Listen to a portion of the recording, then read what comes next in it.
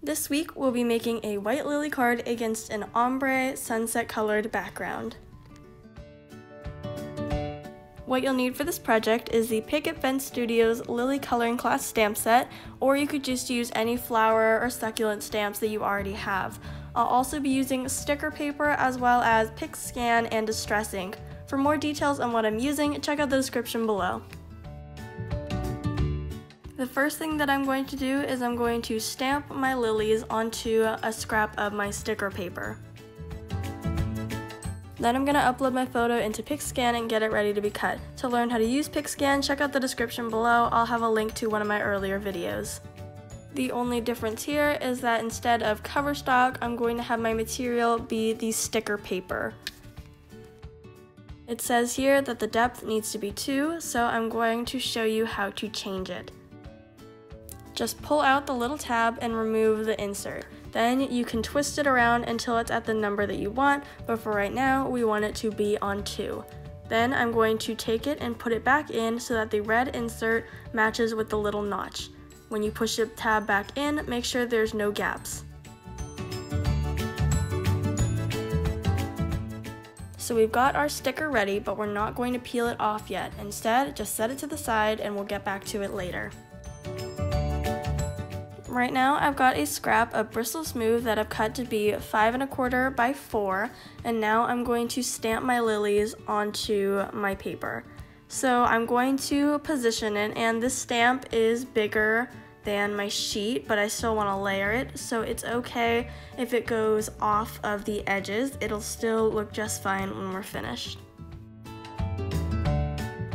So position it how you want it and then stamp it.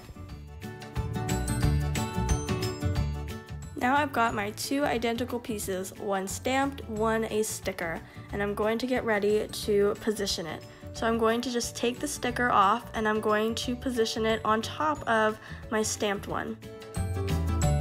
Now that I've got it on, I'm going to use a bone folder and I'm going to make sure that it's very well stuck on, because if you end up getting the ink underneath it, the whole effect is kind of ruined. Now I've got my distress inks and I'm going to start with my first color. Mine is pink. I've got pink, orange, and yellow, but you can use any colors that you want. I'm just going to circle the color in off of the edge and take up about 1/3 of the space. It doesn't have to be perfect, just do it however you want.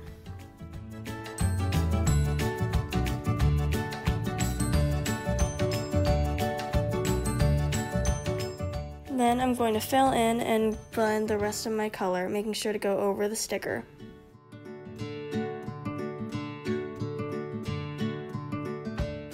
Once I'm finished, I'm going to give it a little bit of time to dry, and then I'm going to peel off the sticker. This is the most fun part. It's totally satisfying and it's super cool to see what your result is once you see the bright white against all of the colors blended in the background. If you do this right and without ripping it, you can use the sticker over and over again to make more cards of the same variety.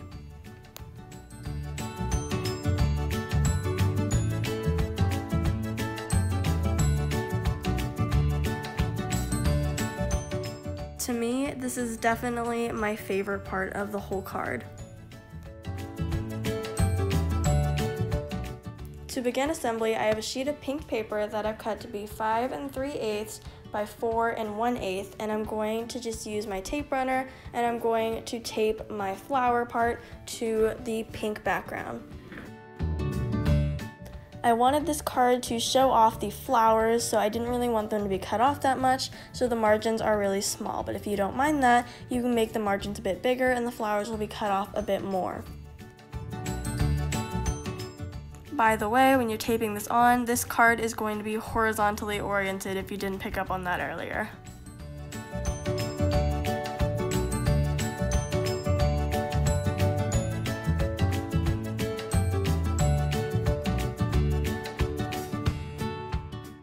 I hope you guys enjoyed this tutorial on how to use the masking technique, and I hope you make a lot of really beautiful cards.